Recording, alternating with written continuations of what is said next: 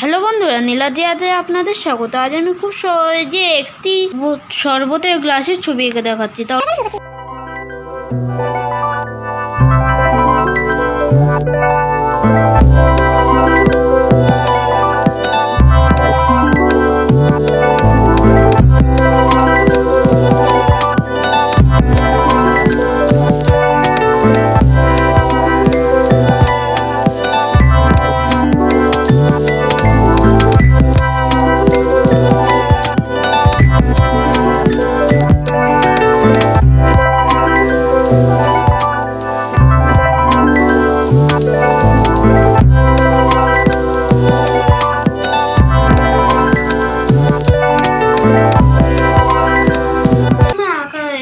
ছবিটা যদি ভালো লাগে তাহলে লাইক শেয়ার এবং সাবস্ক্রাইব করবেন এবং আমাকে উৎসাহ করার জন্য কমেন্ট করবেন। টাটা।